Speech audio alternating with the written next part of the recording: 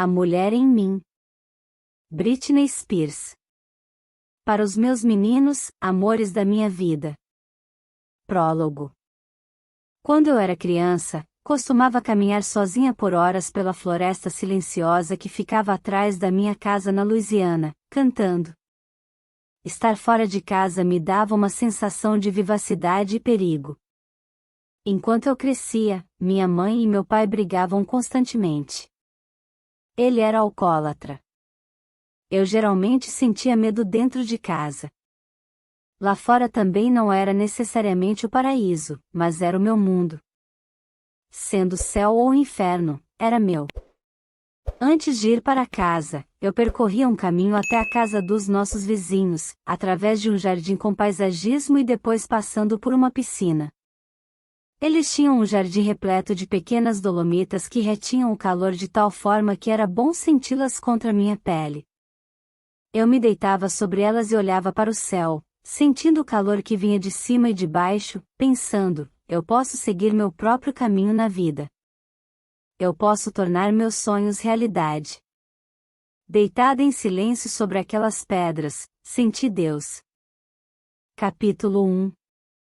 As crianças no sul dos Estados Unidos costumavam ser educadas para respeitar seus pais e manter a boca fechada.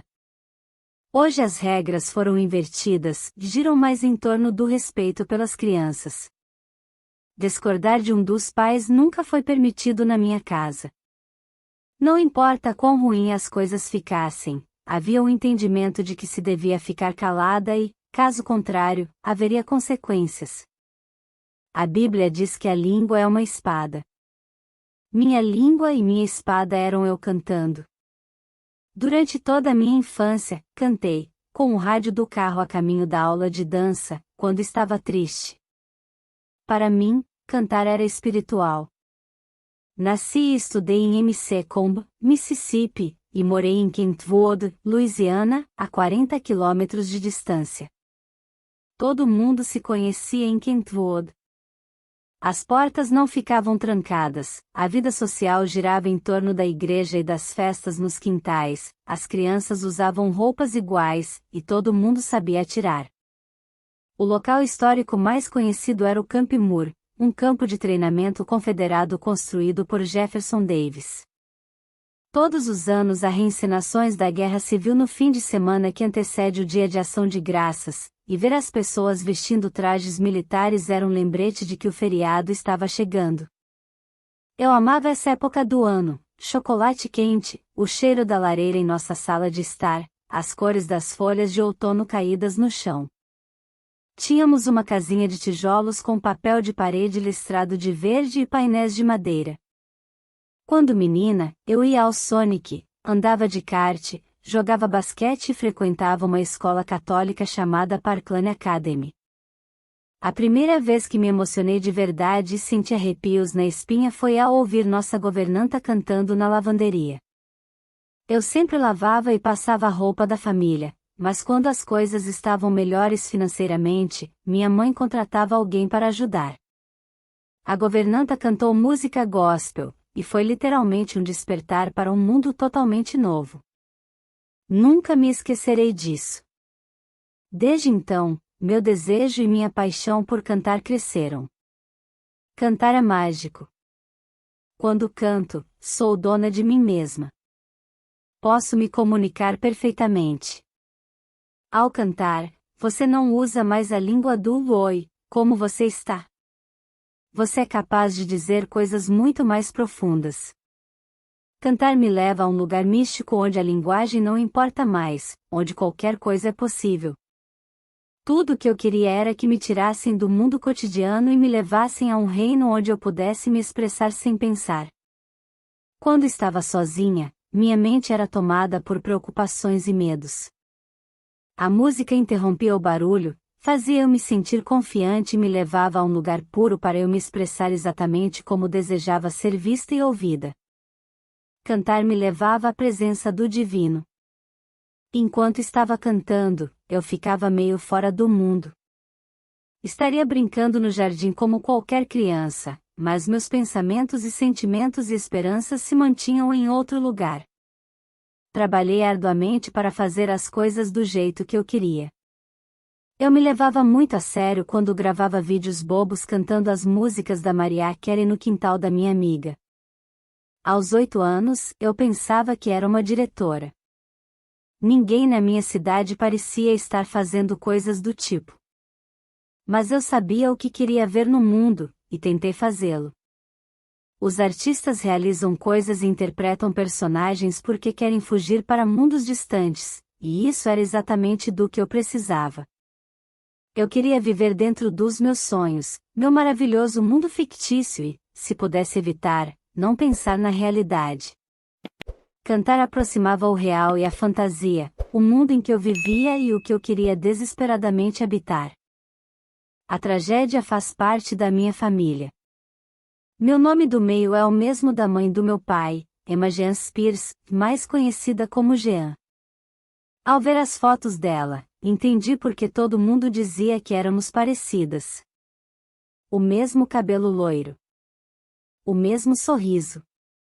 Ela parecia mais jovem do que era de fato. Seu marido, John Spears Sr., meu avô, era um homem abusivo. Jean perdeu um filho recém-nascido com apenas 3 dias de vida. John mandou Jean para o hospital de Southwest Louisiana, um manicômio horroroso em Mandeville, onde Jean era medicada com lítio. Em 1966, aos 31 anos, minha avó Jean se matou com um tiro diante do túmulo de seu filho, 8 anos após o falecimento dele. Não consigo imaginar a dor que ela deve ter sentido. No Sul, a maneira como as pessoas se referem a homens iguais a John é dizendo nada nunca era bom o suficiente para ele, que era um perfeccionista, ou um pai muito comprometido. Eu provavelmente teria dito coisas mais rudes que essas. Fanático por esportes, John fazia meu pai treinar até a exaustão. Todos os dias, depois de terminar o treino de basquete, não importava o quanto estivesse cansado ou com fome, meu pai ainda tinha que fazer 100 lances livres antes de poder entrar em casa. John era policial do Departamento de Polícia de Baton Rouge e acabou tendo 10 filhos com 3 esposas diferentes. E até onde sei, ninguém tinha algo bom a dizer sobre seus primeiros 50 anos de vida. Até na minha família, comentava-se que os homens Spears tendiam a ser problemáticos, principalmente quanto ao modo como tratavam as mulheres.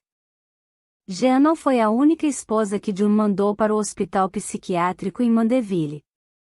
Também internou a segunda esposa lá. Uma das meias-irmãs do meu pai disse que, quando ela tinha 11 anos, John começou a abusar sexualmente dela, até ela fugir aos 16. Meu pai tinha 13 anos quando Jean morreu naquele túmulo. Sei que o trauma, em parte, explica o jeito que ele agia com os meus irmãos e comigo, do porquê nada nunca era bom o bastante para ele. Meu pai forçou meu irmão a ser o melhor nos esportes. Meu pai bebia até não conseguir pensar mais. Uma vez desapareceu durante dias. Quando ele estava bêbado, era extremamente malvado. Mas John melhorou depois de envelhecer. Eu não convivi com um homem que abusou do meu pai e dos irmãos dele, mas com um avô que parecia tranquilo e gentil. O mundo do meu pai e o da minha mãe eram completamente diferentes. De acordo com minha mãe, a mãe dela, minha avó Lillian Lily Portel, vinha de uma elegante e sofisticada família londrina. Ela tinha uma aparência exótica sobre a qual todos comentavam. A mãe dela era britânica, e o pai tinha nascido em uma ilha mediterrânea chamada Malta. O tio dela trabalhava com encadernação. A família inteira tocava instrumentos e amava cantar. Durante a Segunda Guerra Mundial, Lily conheceu um soldado americano, meu avô Barney Bridges, em um baile para soldados. Ele era o motorista dos generais e amava dirigir em alta velocidade. No entanto, ela ficou desapontada quando ele a levou para os Estados Unidos. Ela havia imaginado que viveria como em Londres. À medida que adentrava as suas fazendas produtoras de leite em Nova Orleans, Lily observou, de dentro do carro, como o mundo de Barney parecia vazio. Onde estão todas as luzes? Ela perguntava insistentemente ao marido. Às vezes, penso em Lily transitando pelo interior do estado da Louisiana, observando a noite, se dando conta de que sua vida grande, vibrante, cheia de música e museus e chás da tarde londrinos estava prestes a se tornar pequena e difícil. Em vez de ir ao teatro ou comprar roupas, ela passaria a vida presa no interior, cozinhando e limpando e ordenhando vacas. Então minha avó se fechou, leu uma tonelada de livros, tornou-se obcecada por limpeza e sentiu falta de Londres até o dia de sua morte. Minha família contou que Barney não queria deixá-la voltar para Londres porque achava que, se ela fosse, não retornaria para casa. Minha mãe disse que Lily ficava tão perdida em seus próprios pensamentos que tirava a mesa antes que todos terminassem de comer. Tudo o que eu soube foi que minha avó era linda, e eu amava imitar seu sotaque britânico. Falar com esse sotaque sempre me deixou feliz, pois me faz lembrar dela, da minha avó estilosa. Eu queria ter os modos e a voz cadenciada dela. Como Lily tinha dinheiro, minha mãe, Lynne, seu irmão, Sonny, e sua irmã, Sandra, tiveram o que você pode chamar de vida abastada enquanto cresciam, especialmente para a região rural da Louisiana. Embora fossem protestantes, minha mãe frequentava a escola católica. Era uma adolescente linda, com cabelos pretos curtos. Sempre ia à escola usando botas de cano alto e saias bem curtas. Minha mãe saía com os caras gays da cidade, que lhe davam carona em suas motos. Meu pai ficou interessado nela, como não ficaria? Em parte, talvez, porque June exigia que se esforçasse absurdamente. Meu pai era incrivelmente talentoso nos esportes. As pessoas vinham de longe apenas para vê-lo jogar basquete. Minha mãe o viu e disse: "Ué, quem é esse cara?" Pelo que diziam, o relacionamento deles nasceu de uma atração mútua e de um senso de aventura. Mas a lua de mel tinha acabado muito tempo antes de eu vir ao mundo. Capítulo 2. Quando se casaram, meus pais moraram em uma pequena casa em Kentwood. Minha mãe não era mais sustentada pela família dela, então meus pais eram bem pobres. Eles eram jovens, minha mãe tinha 21 e meu pai, 23. Em 1977, tiveram meu irmão mais velho, Brian. Ao se mudarem daquele pequeno lar, compraram uma pequena casa popular de 3 quartos. Depois que Brian nasceu, minha mãe voltou a estudar e se tornou professora. Meu pai, que era soldador em refinarias, trabalhos pesados que duravam 1 mês ou, às vezes, 3 meses, começou a beber demais e não demorou muito até que começasse a descontar na família.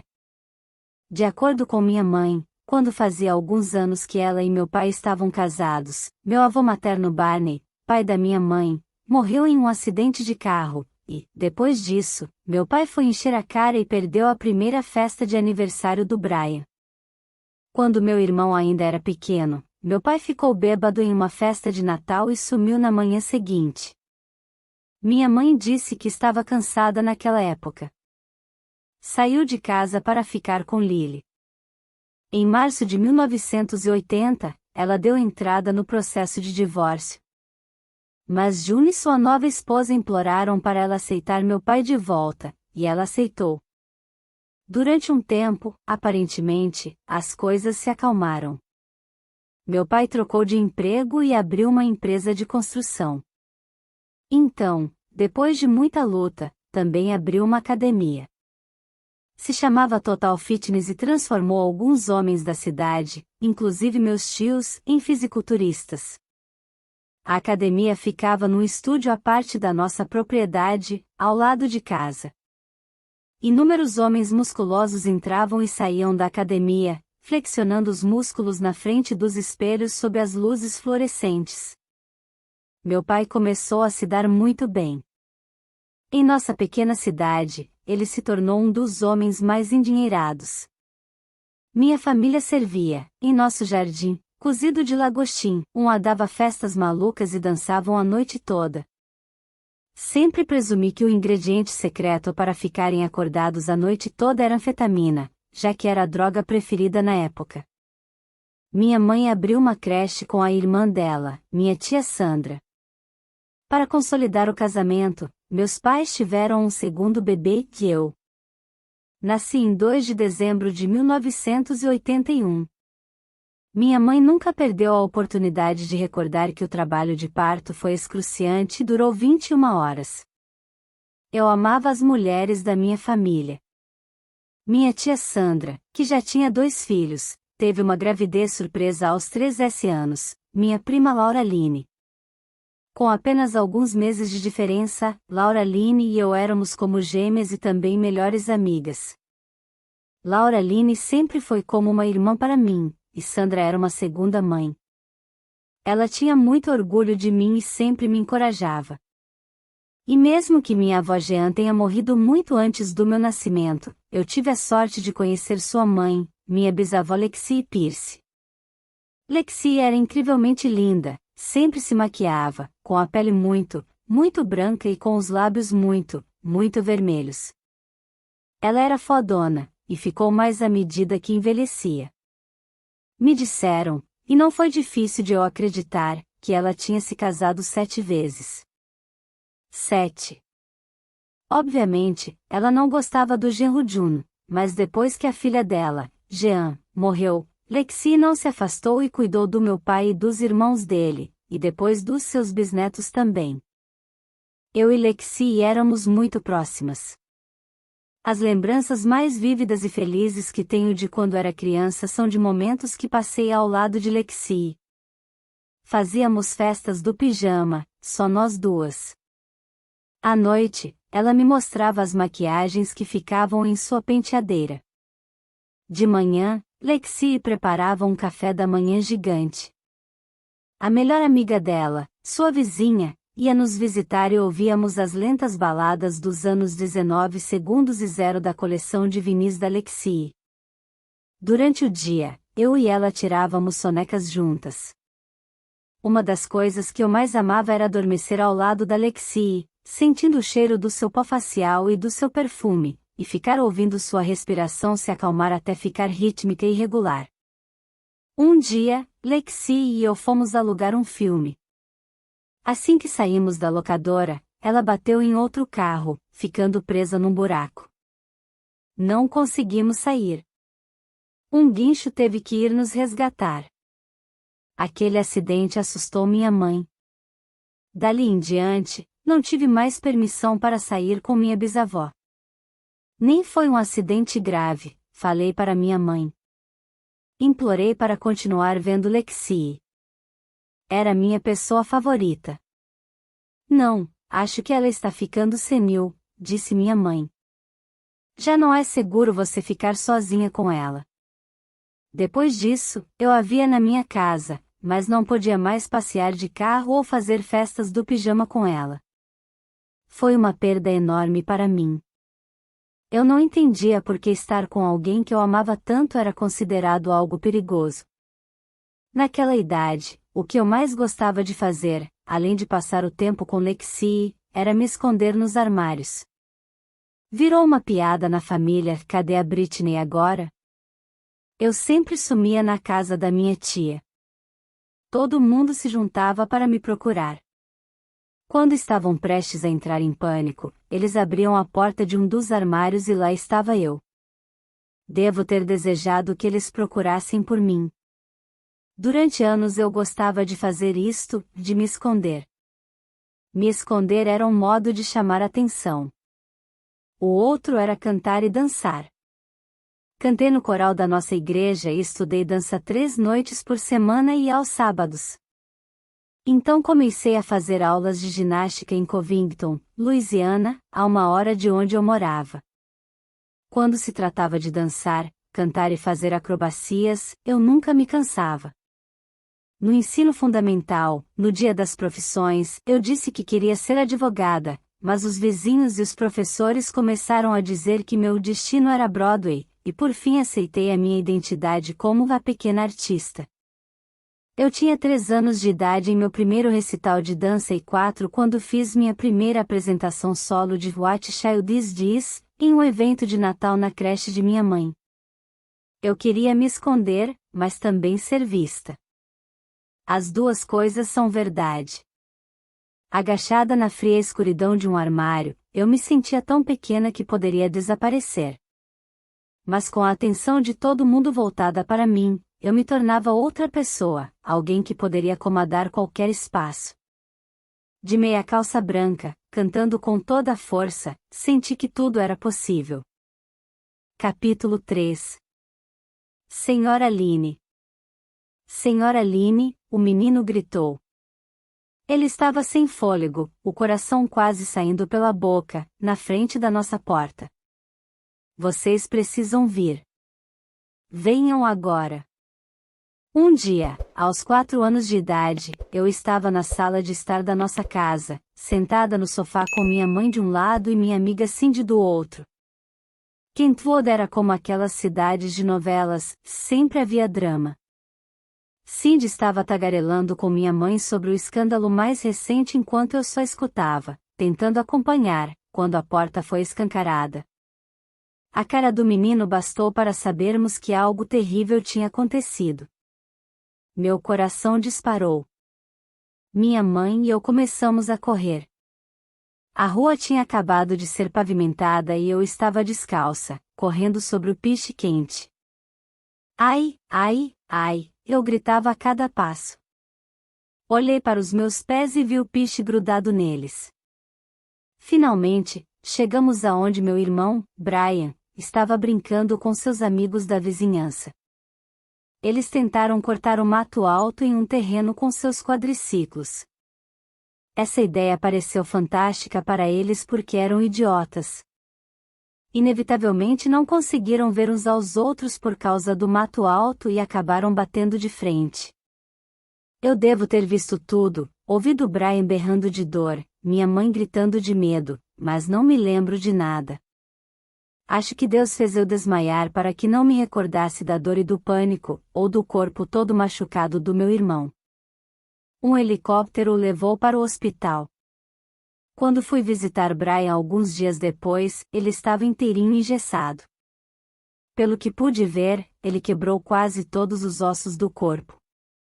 E o detalhe que mais me impressionou, sendo criança, foi o meu irmão tendo que fazer xixi através de um buraco no gesso.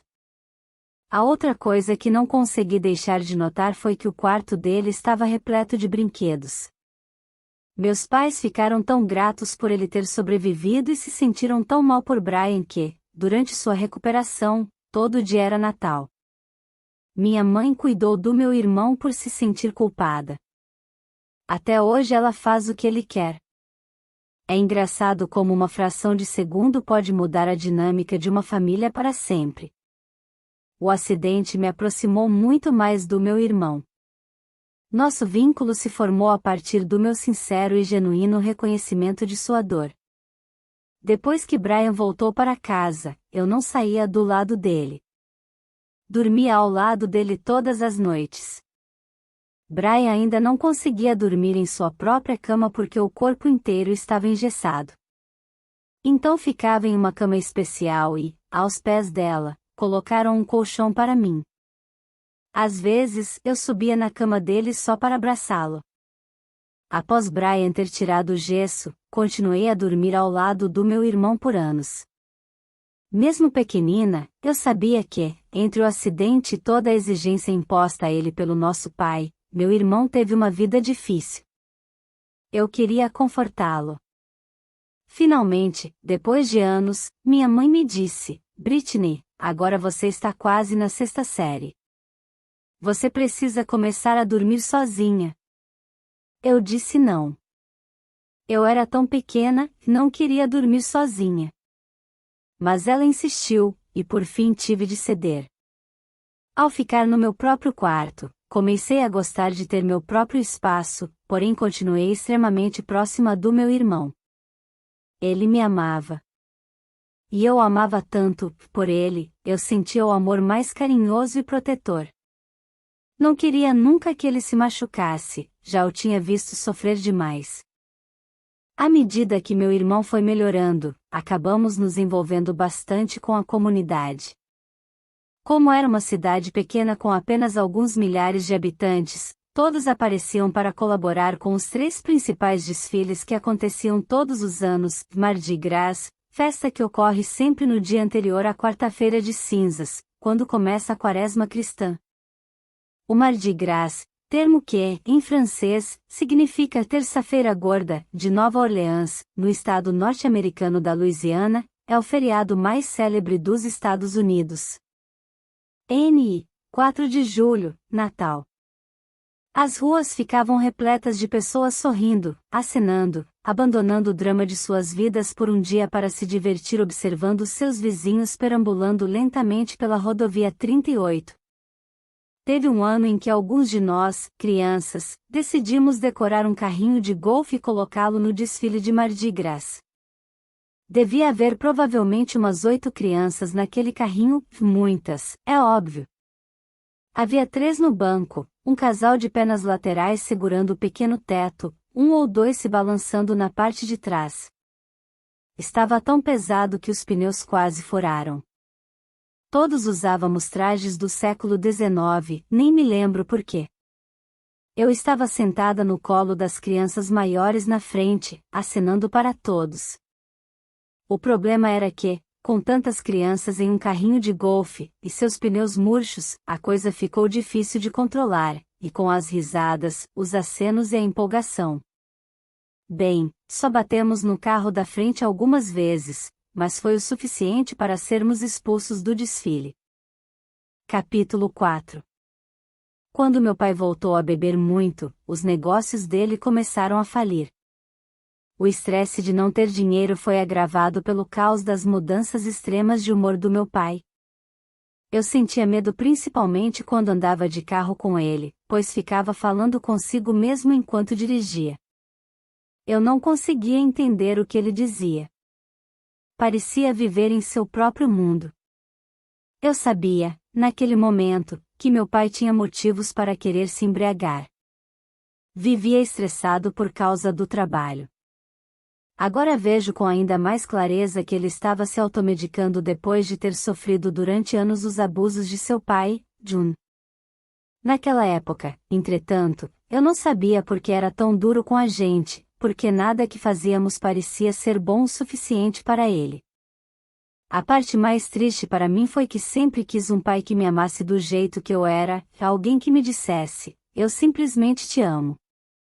Você pode fazer o que quiser. Ainda vou te amar incondicionalmente. Meu pai era negligente, frio e ruim comigo, mas era ainda mais severo com Brian. Ele exigia tanto que meu irmão fosse bom nos esportes que chegava a ser cruel. A vida do Brian naqueles anos foi muito mais difícil que a minha, pois nosso pai fez meu irmão viver sob o mesmo regime de brutalidade a que Juno tinha submetido. Brian era obrigado a jogar basquete e também futebol americano mesmo não tendo aptidão para isso. Meu pai também podia ser abusivo com a minha mãe, mas ele era mais o tipo de bêbado que sumia de casa por uns dias. Para ser sincera, era um alívio para a gente quando fazia isso. Eu preferia quando ele não estava lá. O que tornava a presença dele em casa particularmente ruim era que a minha mãe discutia com ele a noite toda. De tão bêbado, não conseguia falar. Eu não sei se meu pai conseguia ouvi-la. Mas nós, sim. Brian e eu tínhamos que sofrer as consequências da fúria dela, ou seja, não conseguíamos dormir a noite toda. Os gritos dela ecoavam pela casa. Furiosa, eu ia até a sala de estar, de camisola, e implorava: só dê o jantar para ele e o coloque para dormir. Ele está doente. Ela discutia com alguém que sequer estava consciente. Mas ela não me ouvia. Eu voltava enfurecida para a cama, meu olhar fuzilando o teto, ouvindo minha mãe gritar, amaldiçoando-a em meu coração. Isso não é terrível? Era ele que estava bêbado. O alcoolismo dele que tinha nos deixado sem dinheiro. Era ele quem ficava desmaiado na cadeira. Mas era minha mãe quem mais acabava me irritando, porque, ao menos naqueles momentos, ele estava em silêncio. Eu estava tão desesperada para dormir, e ela não calava a boca. Apesar de todo o drama noturno, de dia minha mãe tornava a nossa casa um lugar que meus amigos queriam visitar, ao menos quando meu pai nos respeitava o bastante para ir beber em outro lugar. Todas as crianças do bairro iam para a nossa casa. Na falta de uma palavra melhor, era uma casa legal. Tínhamos um balcão alto, rodeado por 12 cadeiras. Minha mãe era uma típica jovem mãe sulista, sempre fofocando, sempre fumando cigarros com as amigas no bar. Ela fumava Virginia Slims, os mesmos cigarros que fumo agora, ou conversando com elas ao telefone. Eu estava morta para todos. As crianças mais velhas se sentavam nas cadeiras do bar em frente à TV e jogavam videogame. Eu era mais nova, não sabia jogar videogame, então sempre tive que lutar para chamar a atenção dos mais velhos. Nossa casa era um zoológico. Eu vivia dançando na mesa de centro para chamar a atenção, e minha mãe vivia correndo atrás do Brian quando ele era pequeno, pulando nos sofás enquanto tentava pegá-lo para que pudesse bater nele depois de ele ter retrucado.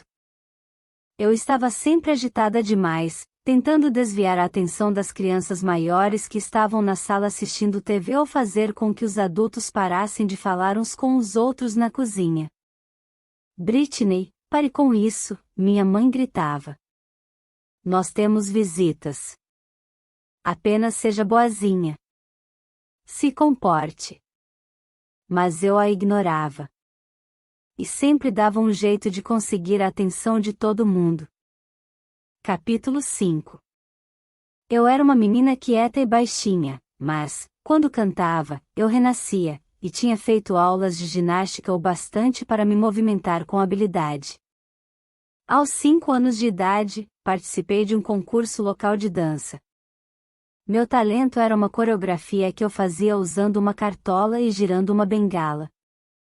Ganhei. Então minha mãe começou a me levar a todos os concursos da região.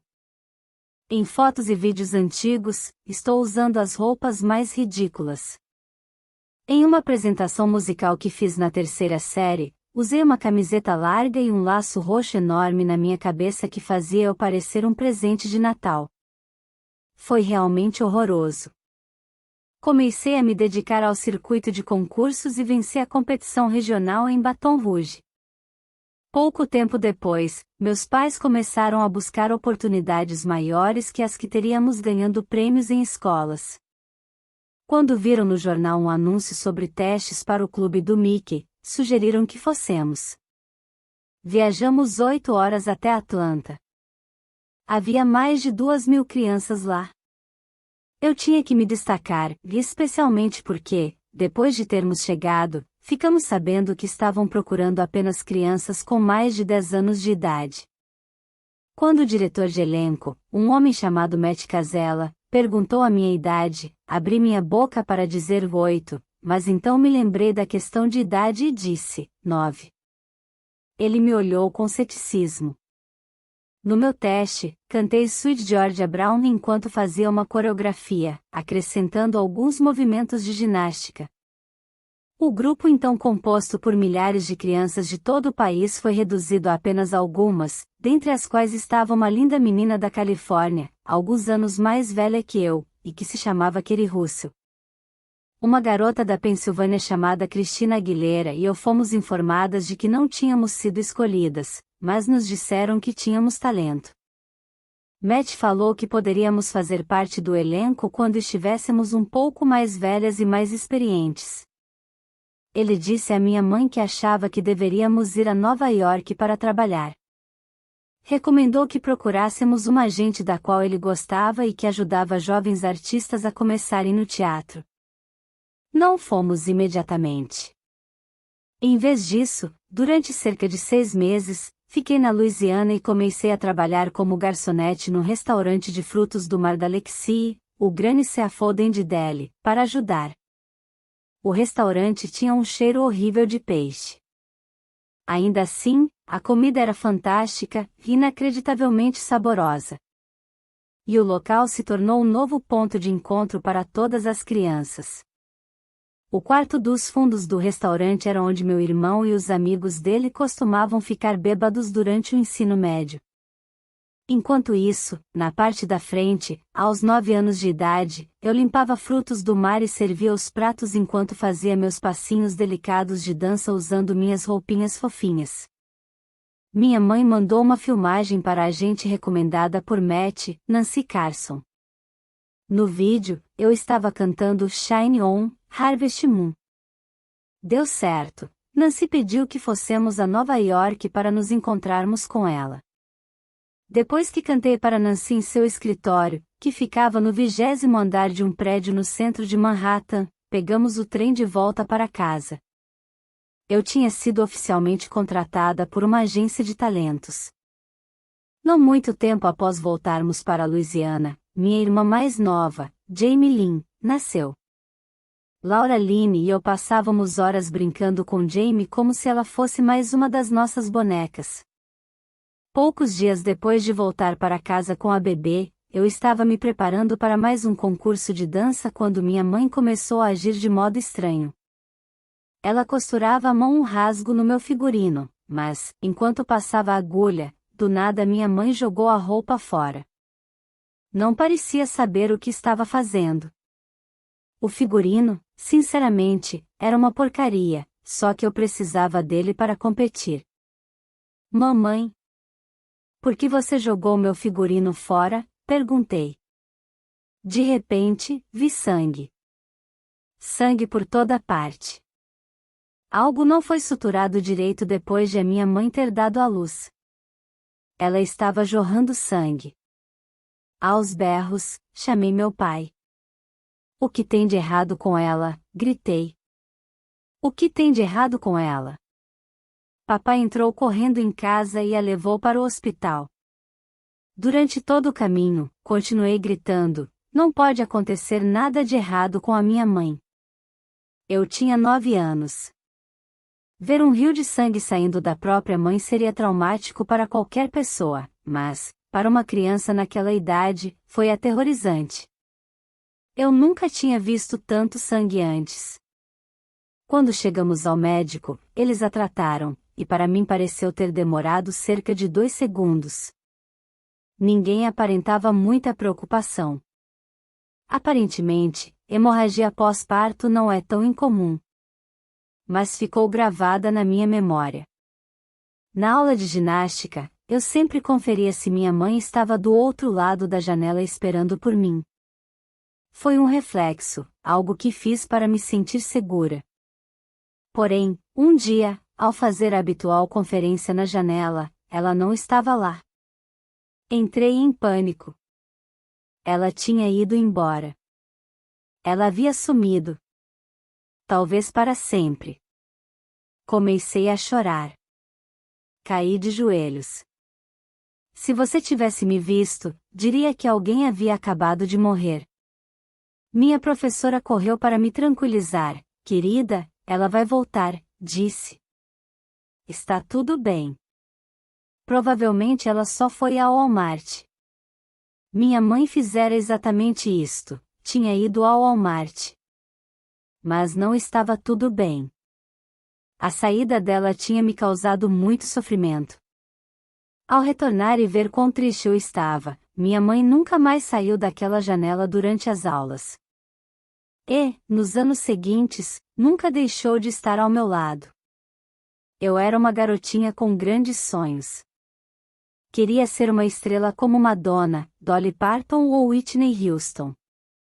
Eu tinha sonhos mais simples também, que pareciam ainda mais difíceis de ser alcançados e, também, ambiciosos demais para serem ditos em voz alta. Eu quero que meu pai pare de beber. Eu quero que minha mãe pare de gritar. Eu quero que todo mundo fique bem. Com a minha família, qualquer coisa poderia dar errado a qualquer momento. Eu não tinha poder ali. Apenas quando estava me apresentando eu era realmente invencível. Em uma sala de reuniões em Manhattan diante de uma mulher que poderia tornar meus sonhos realidade, ao menos uma coisa estava completamente sob meu controle. Capítulo 6. Quando eu tinha 10 anos, fui convidada para participar do programa Star Search, show de talentos que foi ao ar na televisão norte-americana de 1983 a 199S. O programa foi relançado em 2003, mas durou apenas um ano. No primeiro dia, cantei uma versão corajosa de uma canção que tinha ouvido na voz de Judy Garland, e Don't Care. Recebi 3,7 segundos estrelas. Minha rival, uma menina que cantava ópera, recebeu 3, e avancei para a próxima fase. O episódio seguinte foi gravado mais tarde naquele mesmo dia, e eu estava competindo com um garoto de gravata texana e muito spray no cabelo que se chamava Marty Thomas, de 12 anos. Ficamos amigos, até jogamos basquete juntos antes da gravação. Cantei Love Can Build a Bridge, da dupla The Judds, uma música que eu havia cantado um ano antes no casamento da minha tia. Enquanto aguardávamos nossas pontuações, Marty e eu fomos entrevistados no palco pelo apresentador, Jamie Simon. Na semana passada, notei que você tem os olhos mais adoráveis e lindos, ele disse para mim. Você tem namorado? Não, senhor, respondi. Por que não? Eles são maus. Namorados? Perguntou Ed. Você acha que todos os meninos são maus? Eu não sou mau. O que você acha de mim? Bem, aí depende, eu disse. Ouço isso bastante, afirmou Ed.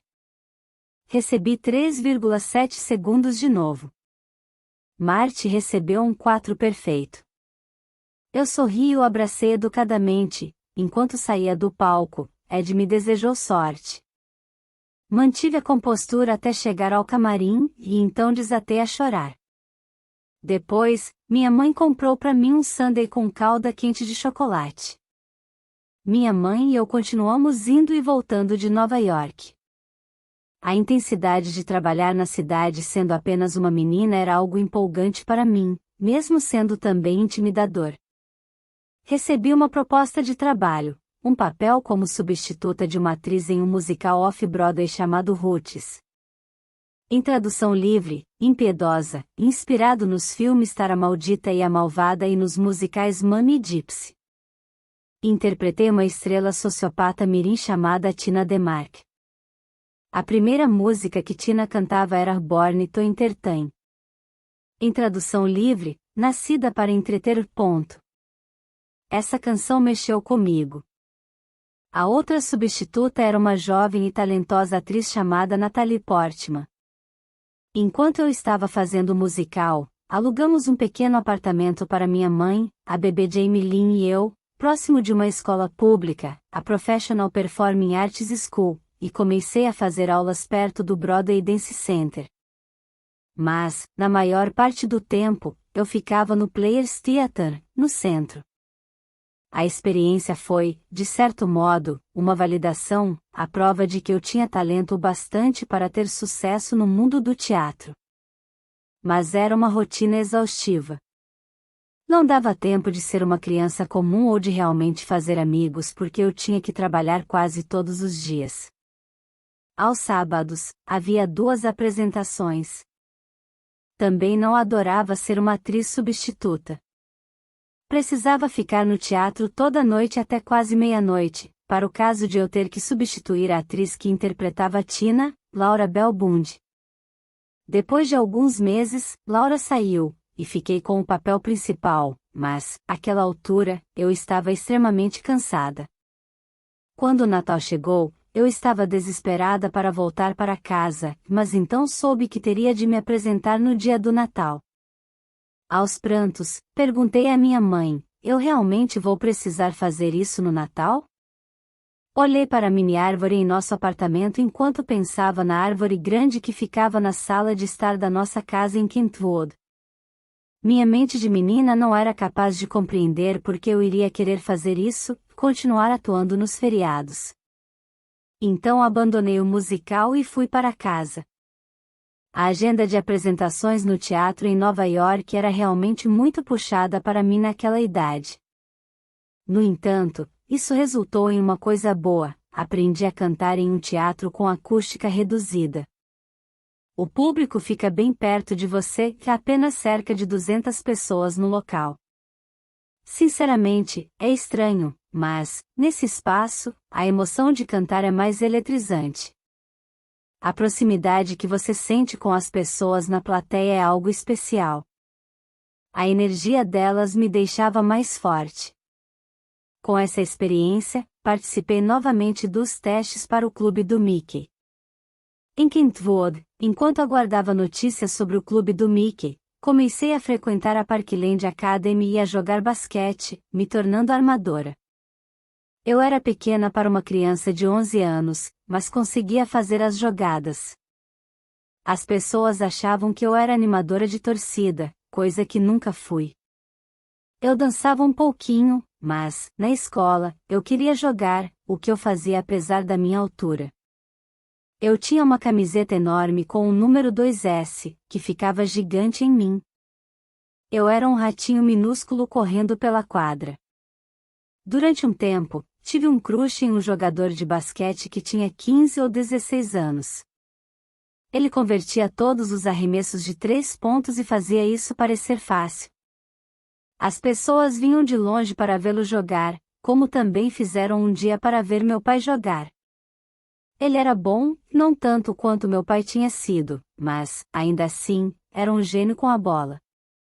Eu ficava maravilhada com ele e com os meus amigos que eram mais altos que eu. Meu negócio era roubar a bola dos adversários no meio do drible, correr e fazer uma bandeja. Eu amava a sensação de passar por entre todos os jogadores adversários. A emoção de não ter um roteiro, de o jogo ser imprevisível, completamente desconhecido, me fazia sentir tão viva. Eu era tão pequena e tão fofa que ninguém me via chegando. Não era a mesma coisa que estar no palco em Nova York, mas estar sob as luzes brilhantes da quadra, aguardando o som dos aplausos quando eu fazia uma cesta, era quase tão bom quanto. Capítulo 7. Meu segundo teste para o clube do Mickey me rendeu um papel Matt, o simpático diretor de elenco que indicou a agente Nancy para minha mãe, decidiu que eu estava pronta. Estar no programa foi como passar por um treinamento para a indústria do entretenimento. Havia longos ensaios de dança, aulas de canto, aulas de atuação, horas no estúdio de gravação e a escola no meio disso tudo. Os mosequeteiros rapidamente formaram suas panelinhas a partir dos camarins que eram compartilhados. Cristina Aguilera e eu éramos as crianças mais novas e dividíamos o espaço com outra garota, Nick de Luache. Admirávamos os mais velhos, Kerry Russell, Ryan Gosling e Tony Lucca, que eu achava muito lindo. E logo fiz amizade com um garoto chamado Justin Timberlake. Estávamos filmando no Disney World em Orlando, e minha mãe e Jamie Lynn, na época com 2 anos, foram comigo. Durante o dia, nos intervalos, o elenco se divertia nos brinquedos. De verdade, aquilo era um sonho de criança e incrivelmente divertido, ainda mais para uma criança como eu. Mas também foi um trabalho excepcionalmente difícil. Repetíamos a coreografia 30 vezes em um dia, tentando tornar cada movimento perfeito.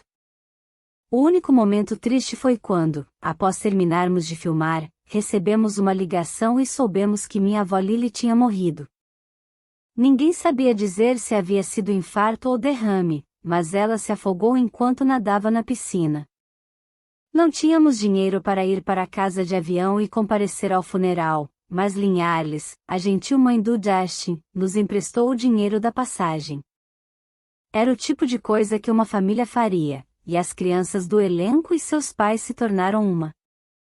Um dia, Tony estava procurando um chapéu que um dos figurinistas tinha deixado no camarim das meninas e foi ao nosso camarim. Quando entrou, meu coração quase saiu pela boca. Ele era meu crush. Eu não podia acreditar que ele tinha entrado no meu camarim. Meu coraçãozinho quase explodiu no peito. Em outra ocasião, em uma festa de pijama, brincamos de verdade ou desafio, e alguém desafiou Justin a me beijar. Uma música da Janet Jackson estava tocando quando ele se inclinou e me beijou. Isso me fez lembrar de um momento na biblioteca, quando eu estava na terceira série, segurando a mão de um garoto pela primeira vez. Foi algo muito importante para mim, tão real, tão poderoso. Aquela tinha sido a primeira vez que alguém havia me dado um tipo de atenção romântica, e parecia uma maravilhosa rebeldia. As luzes estavam apagadas, estávamos vendo um filme e escondemos as mãos debaixo da mesa para que os professores não pudessem ver. O Clube do Mickey foi uma experiência incrível, foi minha primeira vez na TV fazendo parte de um elenco. Participar daquele programa despertou algo em mim. Dali em diante eu soube o que queria fazer: cantar e dançar. Quando o programa acabou, 1 ano e meio depois, a maior parte dos meus colegas foi para Nova York ou Los Angeles para continuar correndo atrás de seus sonhos. Mas decidi voltar para Kentwood. Dentro de mim já havia um dilema: uma parte minha queria continuar trabalhando e tornar o sonho realidade, a outra desejava viver uma vida normal na Louisiana. Por um momento, eu tive que deixar a normalidade vencer.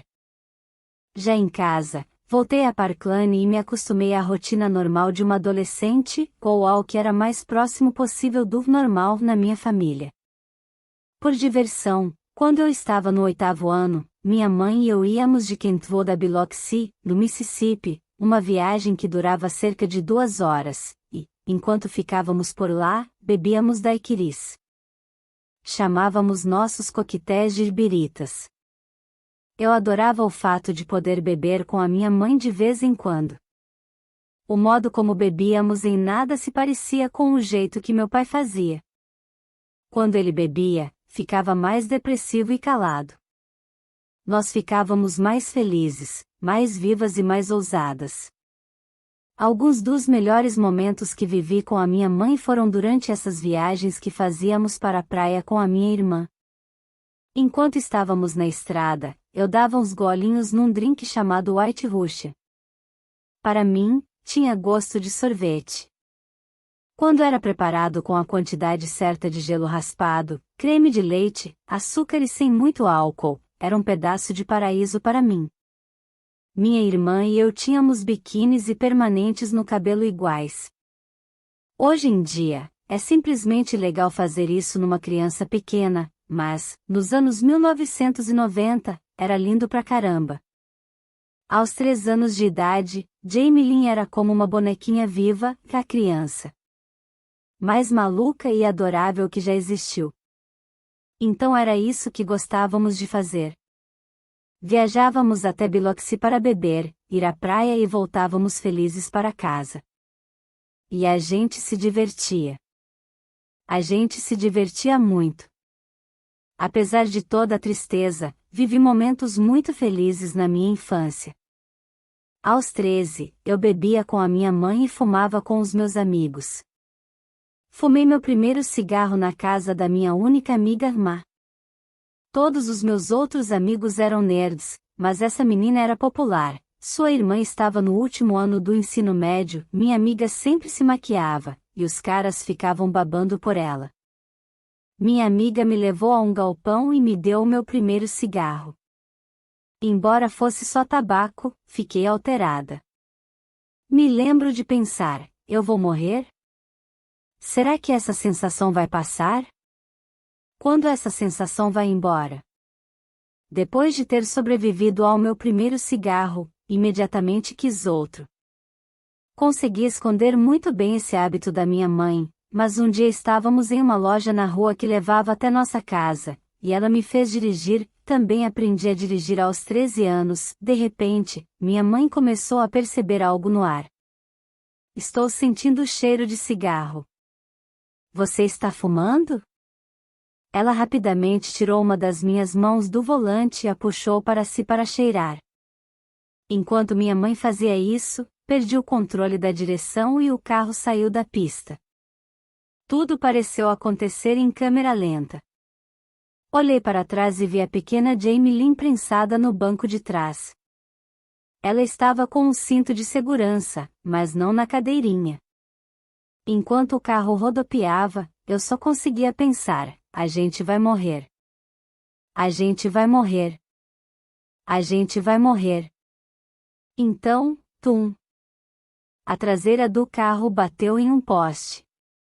Foi um milagre o modo como o carro bateu. Se tivéssemos batido de frente contra o poste, teríamos atravessado o para-brisa. Minha mãe saiu correndo do carro e começou a gritar comigo por causa do acidente, com os carros que passavam para pedir ajuda, com o mundo por permitir que isso acontecesse. Ninguém se machucou, felizmente. Nós fomos embora a pé. E o melhor de tudo, minha mãe se esqueceu completamente de como tinha descoberto que eu estava fumando. O crime adolescente de eu fumar? Tanto faz. A gente quase morreu. Depois disso, ela nunca mais tocou no assunto outra vez.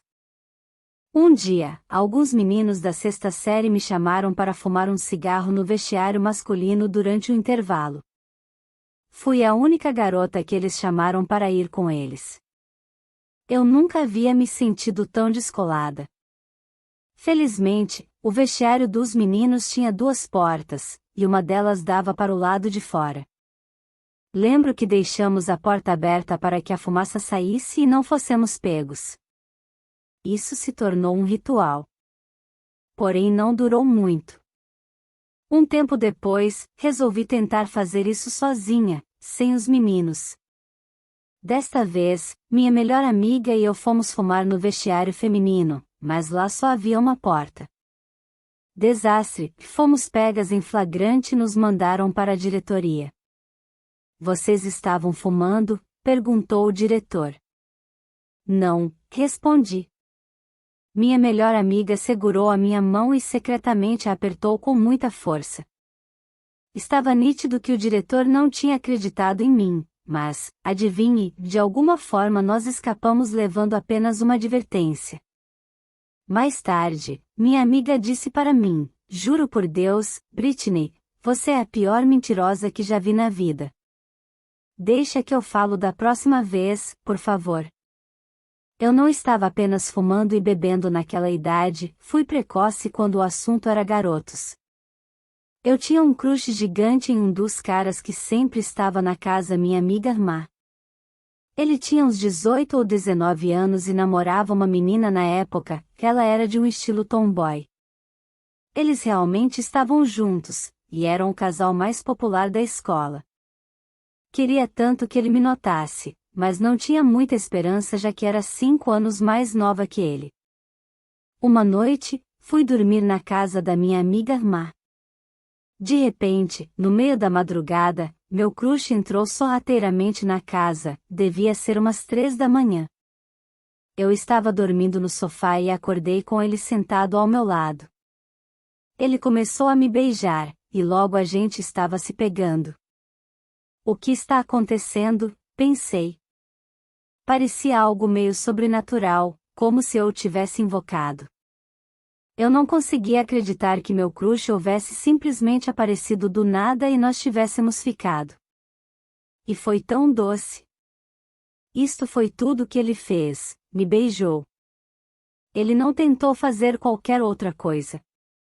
Naquele ano, gostei de muitos meninos da turma do meu irmão. Brian era um garoto divertido e estranho, da melhor maneira possível. Mas quando foi para o último ano do ensino médio, ele se tornou o rei da escola, o fodão. E foi no último ano do meu irmão na escola que comecei a namorar o melhor amigo dele e perdi a virgindade. Eu era nova para o 9º ano, e o cara tinha 17 anos. Meu relacionamento com ele acabou consumindo grande parte do meu tempo. Eu ia para a escola normalmente às 7 da manhã, mas saía na hora do almoço, por volta da 1h, e passava a tarde com ele. Então ele me levava de volta para a escola bem na hora da saída. Eu apenas pegava o ônibus inocentemente e ia para casa como se nada tivesse acontecido. Por fim, minha mãe recebeu uma ligação da secretaria da escola. Eu tinha perdido 17 dias letivos que precisaria compensar. Minha mãe falou: "Como você fez isso? Como você simplesmente saiu?" Ah, eu falsifiquei sua assinatura, respondi. A diferença de idade entre mim e aquele rapaz era enorme, obviamente, hoje em dia é ultrajante, e meu irmão, que sempre foi muito protetor, começou a odiá-lo. Quando Brian me pegou saindo escondido para me encontrar com um amigo dele, contou para os nossos pais. Como castigo, tive de sair pelo bairro carregando uma lixeira, recolhendo o lixo como uma prisioneira. Brian me seguiu e ficou tirando fotos enquanto eu, chorando, recolhia o lixo do chão. Deixando de lado momentos como esse, havia coisas maravilhosamente normais nessa fase da minha vida: ir aos bailes da escola e ao baile de formatura, passear de carro pela nossa pequena cidade, ir ao cinema. Mas a grande verdade é que eu sentia falta de estar no palco. Minha mãe mantinha contato com um advogado que conhecera em um dos testes que eu tinha feito, um homem chamado Larry Rudolph, para quem ela ligava às vezes pedindo conselhos sobre negócios. Minha mãe enviou para Larry vídeos em que eu estava cantando, e ele sugeriu que eu gravasse uma demo. Larry tinha uma canção que Toni Braxton havia gravado para seu segundo álbum, mas que acabou ficando de fora, se chamava Today. Ele me enviou a música, e aprendi a cantá-la, então a gravei em um estúdio que ficava a 1h30 de onde morávamos, em Nova Orleans. Essa seria a demo que eu levaria para apresentar às gravadoras. Mais ou menos na mesma época, Dash e outro mosequeteiro, J.C. Chazes, estavam em uma nova boy band chamada NSYNC. Outra colega de elenco, Nick, com quem eu tinha dividido o camarim, estava se juntando a um grupo de garotas, mas depois de conversar sobre isso com minha mãe, decidimos que eu deveria seguir carreira solo. Larry apresentou a demo para alguns executivos de Nova York que disseram a ele que queriam ver do que eu era capaz. Então pus meus saltinhos e meu vestido bonitinho, e fui para Nova York. Eu havia tentado voltar a ser uma adolescente comum, mas não deu certo. Ainda queria algo mais. Capítulo 8. Quem é este homem? Pensei. Não faço ideia, mas eu gostei do escritório dele e realmente gostei de seu cachorro. Era um senhorzinho, mas sua energia era insana. Estimei que tivesse provavelmente 6 anos, na verdade, ele estava na casa dos 50. Larry me disse que o homem, chamado Clive Calder, era um grande contato. Eu não imaginava o que ele fazia. Se soubesse de antemão que era um executivo de gravadora, fundador da Jive Records, talvez eu tivesse ficado mais nervosa. Em vez disso, estava apenas curiosa. E eu o amei desde o segundo em que o conheci. Clive tinha um escritório de 3 andares incrivelmente intimidador. E lá ficava um Yorkshire Terrier Mini, um tipo de cachorro que eu nem sabia que existia, que era, juro por Deus, a coisa mais pequenina e preciosa. Quando entrei e vi o escritório e o cachorro, senti como se estivesse entrando em um universo paralelo. Tudo se desdobrou em uma dimensão diferente. Eu havia entrado em um sonho incrível. Oi, Britney. Como você está? Disse ele, praticamente vibrando de entusiasmo. Clive se comportava como se fizesse parte de uma sociedade secreta. Seu sotaque da África do Sul, para mim, fazia com que ele parecesse um personagem de um filme antigo. Nunca tinha ouvido alguém falar daquele jeito na vida real. Ele me deixou pegar o cachorrinho. Enquanto eu segurava aquele bichinho tão quentinho nos meus braços e olhava para aquele escritório gigante, não conseguia parar de sorrir. Naquele momento, meus sonhos ganharam um empurrãozinho. Eu ainda não tinha gravado nada além de um demo. Eu estava apenas visitando as pessoas com as quais Larry havia dito para eu me encontrar.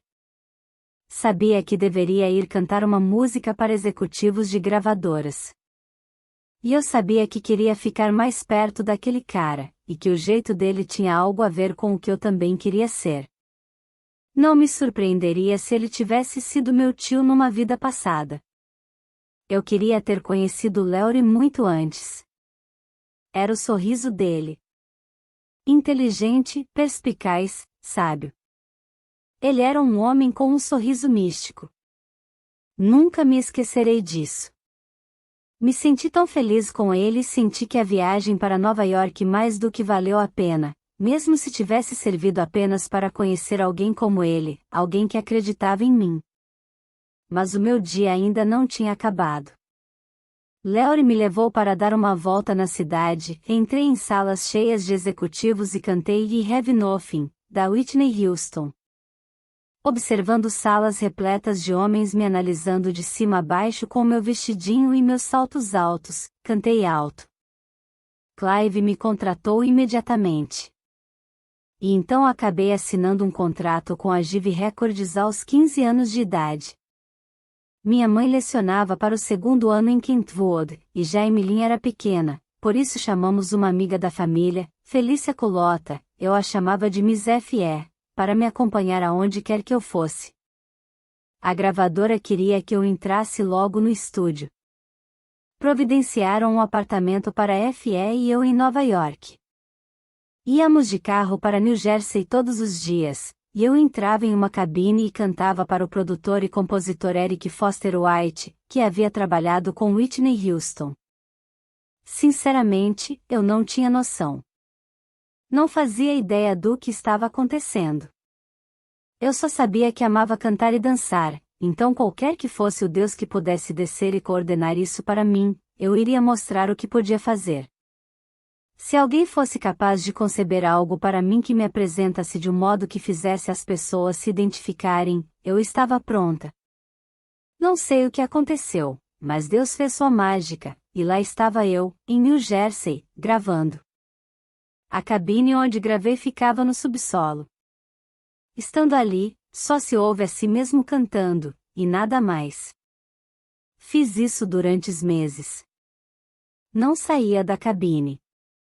Depois de trabalhar sem parar, fui a um churrasco na casa de alguém.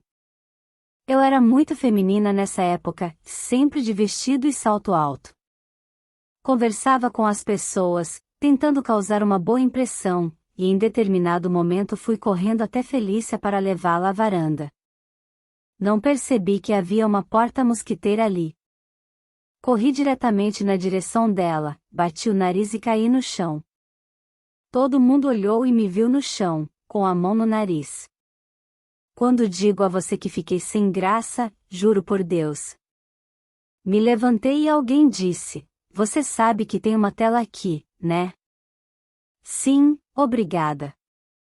Claro que todo mundo caiu na gargalhada. Fiquei tão constrangida. Não é engraçado que, dentre todas as coisas que aconteceram comigo no meu primeiro ano de gravação, essa seja uma das minhas lembranças mais marcantes? E isso aconteceu há mais de 2 anos. Fiquei arrasada. Mas, de verdade, acho que fiquei mais em choque porque eu não sabia que havia uma tela ali. Isso me fez pensar que eu estava passando tempo demais gravando dentro daquela cabine. Cerca de um ano depois da minha chegada a New Jersey, as coisas começaram a se encaminhar para o meu primeiro álbum. Então, de repente, um dos executivos me disse: "Você precisa se encontrar com esse produtor sueco. Ele é muito bom. Escreve músicas legais." Tudo bem, falei. Com quem ele já trabalhou? Não sei como fui capaz de fazer essa pergunta, eu era tão inexperiente, mas já tinha começado a ter clareza de como eu queria soar. Também pesquisei um pouco e descobri que, até aquele momento, o produtor já havia trabalhado com os Backstreet Boys, Robin e Bryan Adams. Sim, falei. Vamos fazer isso. Max Martin pegou um avião para Nova York e nós jantamos, só eu e ele, sem assistentes e pessoas da gravadora. Embora eu normalmente estivesse acompanhada por assessores por causa da minha idade, nesse caso, eles quiseram que eu me encontrasse com Max sozinha. Enquanto nos sentávamos, o garçom se aproximou e perguntou: "Como posso ajudá-los?" Por algum motivo, uma vela tombou e a mesa inteira começou a pegar fogo.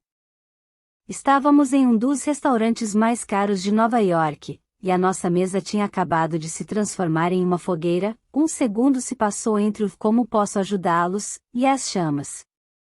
Max e eu nos entreolhamos horrorizados. "Acho que devemos ir embora agora, não?", disse ele. Ele era mágico. E começamos a trabalhar juntos. Fui até a Suécia para gravar músicas, porém mal notei a diferença entre lá e New Jersey. Eu só estava em outra cabine de gravação. Felícia sempre ia me perguntar: "Você quer café? Vamos fazer uma pausa." Eu me livrava dela. Trabalhava direto por horas. Minha ética profissional era sólida. Nunca saía. Se você me conhecesse naquela época, não teria notícias minhas por dias. Permanecia no estúdio o máximo de tempo que podia. Se alguém quisesse ir embora, eu dizia: "Não fui perfeita." Na noite anterior ao dia da gravação de Baby One More Time, eu estava ouvindo Tainted Love, do Soft Cell, e me apaixonei por essa música. Fiquei acordada até tarde para entrar no estúdio cansada, com a voz rouca. Deu certo. Quando cantei, minha voz saiu mais grave, soando mais adulta e mais sexy. Assim que percebi o que estava acontecendo, fiquei extremamente focada na gravação. E o Max me ouviu. Quando falei que queria mais R e B na minha voz, sem soar tão pop, ele entendeu o que eu estava querendo dizer e fez acontecer. E quando todas as músicas tinham sido gravadas, alguém disse: "O que mais você consegue fazer? Você quer dançar agora?" Respondi: "Se eu quero dançar?" Claro que sim. Capítulo 9. A gravadora apresentou para mim um conceito para o clipe de Baby One More Time, no qual eu interpretaria uma astronauta futurística. Na proposta eu parecia uma Power Ranger. Não me identifiquei com aquilo e tive a sensação de que meu público também não se identificaria. Falei para os executivos da gravadora que imaginava que as pessoas gostariam de ver meus amigos e eu na escola, entediados, e, assim que o alarme soasse, bum, todos nós começaríamos a dançar. A forma como o coreógrafo fazia a gente se movimentar era muito suave. O fato de a maioria dos dançarinos ser de Nova York ajudou. No mundo da dança pop, existem dois grupos. A maioria das pessoas vai dizer que os dançarinos de Los Angeles são melhores. Eu os respeito, mas minha alma sempre preferiu os de Nova York, que são mais intensos. Ensaiamos no Broadway Dance Center, o mesmo lugar onde tive aulas de dança quando era criança, então me senti à vontade lá. Quando o executivo da Jive Records, Barry Wise, foi ao estúdio, fiz tudo com mais intensidade. Naquele momento, mostrei a ele do que era capaz. O diretor do clipe, Nigel Dick, estava aberto às minhas ideias. Além da campainha da escola sinalizando o início da dança, acrescentei que era importante ter meninos bonitos.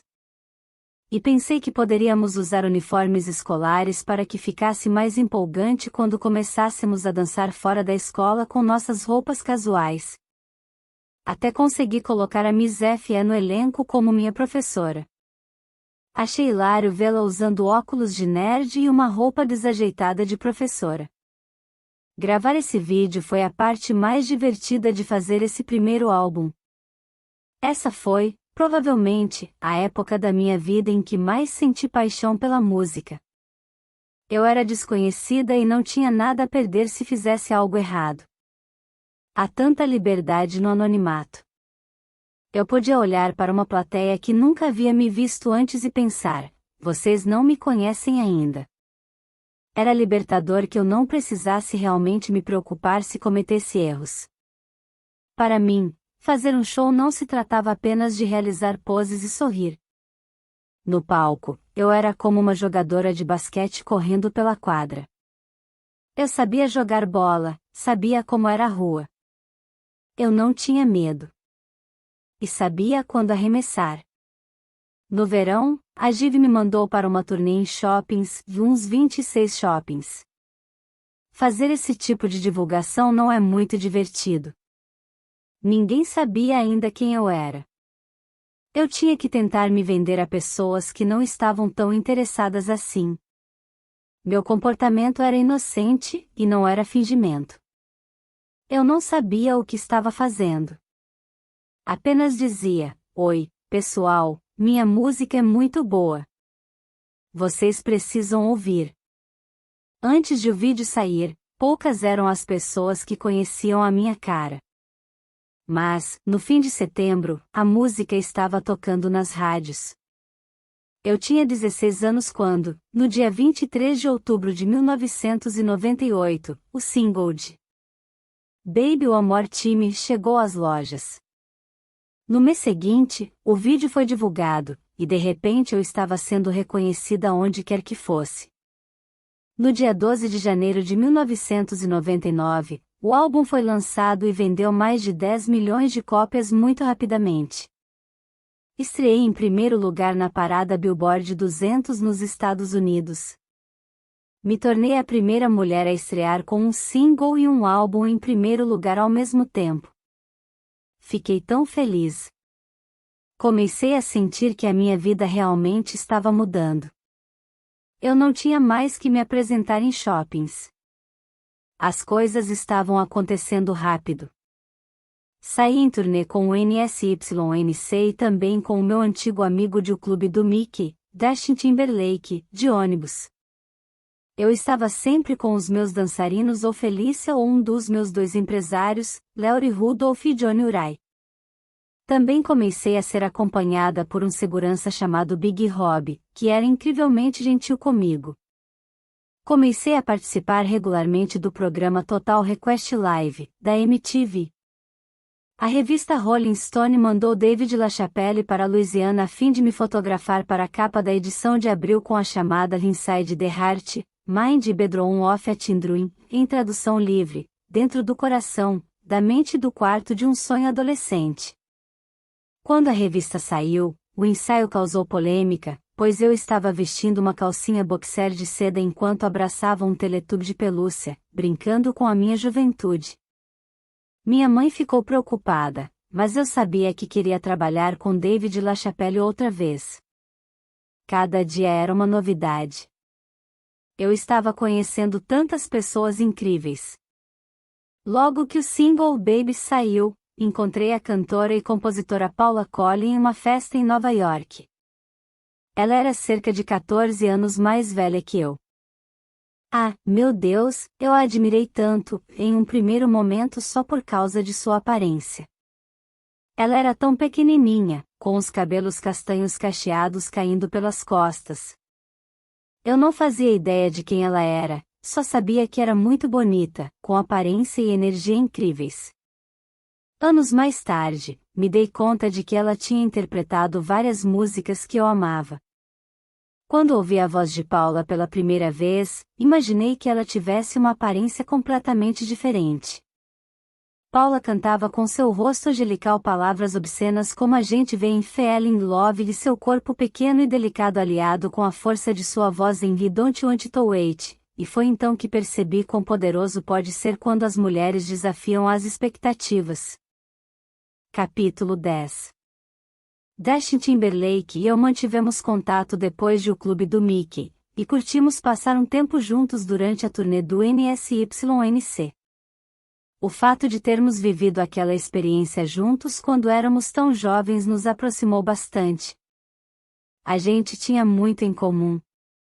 Nos encontramos quando eu estava em turnê e começamos a sair nos dias que antecediam os shows, e então depois dos shows também. Logo percebi que estava perdidamente apaixonada por ele. Tão apaixonada por ele que chegava a ser patético. Quando Justin e eu estávamos em qualquer lugar nos mesmos arredores, a mãe dele até chegou a dizer isso, éramos como imãs. A gente se encontrava imediatamente e ficava junto. Não dava para explicar como éramos juntos. Era estranho, para ser sincera, quão apaixonados estávamos. A banda do Justin, o NSYNC, era, como as pessoas costumavam dizer na época, metida.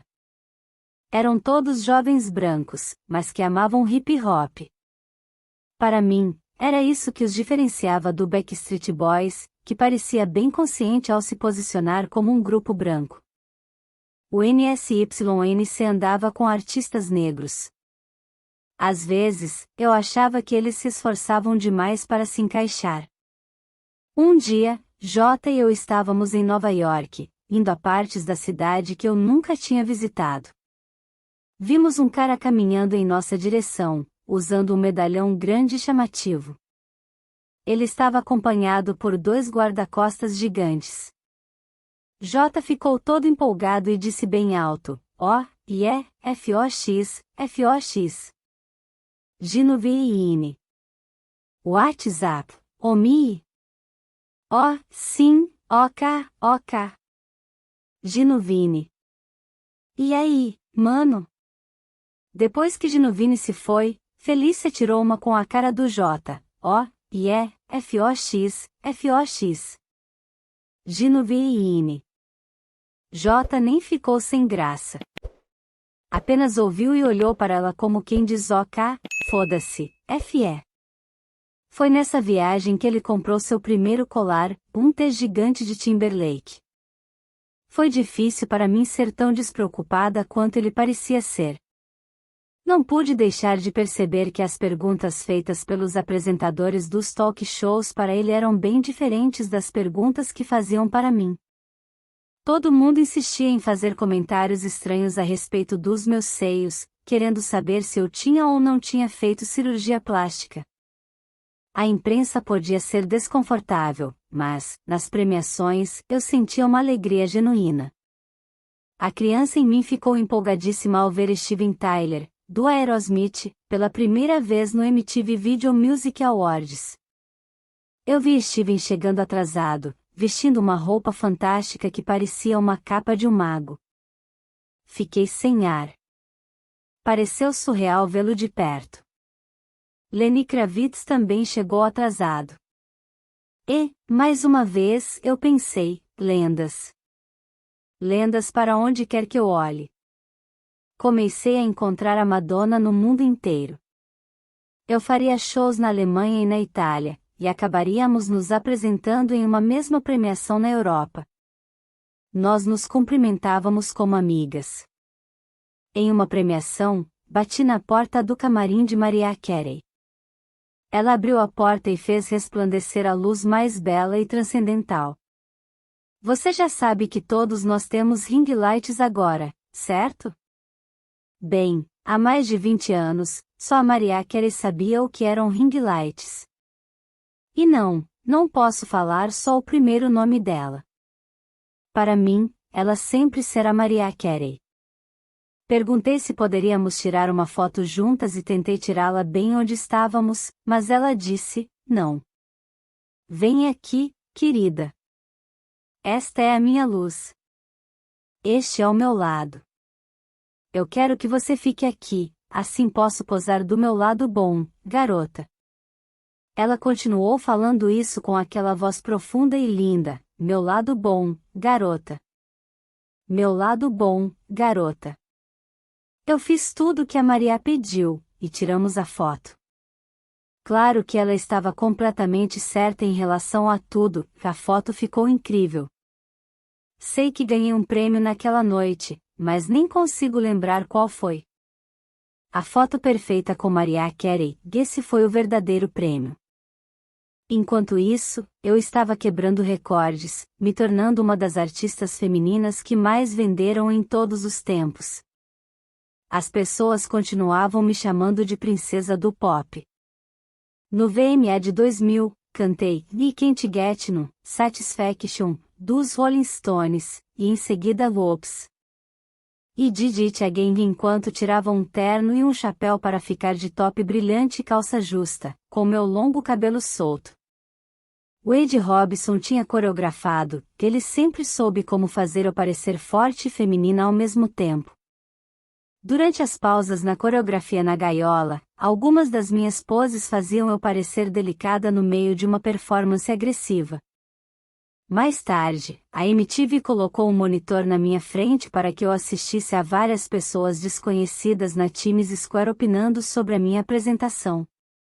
Algumas disseram que eu tinha feito um bom show, mas muitas delas pareciam mais atentas ao fato de eu ter usado pouca roupa. Comentaram que eu estava usando uma roupa sexy demais e, assim, sendo um péssimo exemplo para as crianças. As câmeras, direcionadas a mim, aguardavam a minha reação às críticas, se eu levaria numa boa ou se iria chorar. Eu fiz alguma coisa errada, me perguntei. Eu só havia dançado com todo o meu coração naquela premiação. Nunca disse que era um modelo a ser seguido. Tudo o que eu queria era cantar e dançar. A apresentadora da MTV continuou insistindo. O que eu achei das pessoas dizendo para mim que eu estava corrompendo a juventude da América? Por fim, respondi. Alguns deles foram muito gentis, mas eu não sou os pais das crianças. Eu só tenho que ser eu mesma. Sei que vai ter gente por aí, eu sei que nem todo mundo vai gostar de mim. Isso me abalou. E foi a primeira vez que realmente senti o gosto amargo de uma reação negativa que duraria anos. Parecia que, toda vez que eu ligava a TV para assistir alguma coisa, alguém estava me criticando, dizendo que eu não era autêntica. Nunca entendi muito bem o que todos esses críticos achavam que eu deveria fazer, imitar Bob Dylan? Eu era uma adolescente do sul dos Estados Unidos. Meu autógrafo tinha um coração. Eu gostava de parecer fofinha. Porque todos me tratavam, mesmo quando eu era adolescente, como se fosse perigosa. Enquanto isso, comecei a notar que cada vez mais havia homens mais velhos na plateia, e às vezes eu ficava assustada ao vê-los olhando para mim como se eu fosse uma espécie de lolita, principalmente quando ninguém parecia achar que eu era sexy, competente, ou talentosa e atraente. Se eu fosse sexy, as pessoas pareciam pensar que eu devia ser estúpida. Se eu fosse atraente, não poderia ser talentosa. Eu gostaria de naquela época já saber aquela piada da Dolly Parton. Eu não me sinto ofendida por todas as piadas de loiras burras, porque sei que não sou burra. E também sei que não sou loira. Meu cabelo, na verdade, é escuro. Enquanto tentava encontrar maneiras de proteger meu coração das críticas e me manter focada no que era importante, comecei a ler livros religiosos como os da série Conversando com Deus, de Neale Donald Walsch. Também comecei a tomar Prozac. Quando Whoops! E Did It Again foi lançada, eu era um nome conhecido e estava no controle da minha carreira. Na época da minha primeira turnê mundial para Whoops, pude construir uma casa para minha mãe e quitar as dívidas do meu pai. Eu queria dar a eles uma nova chance. Like that.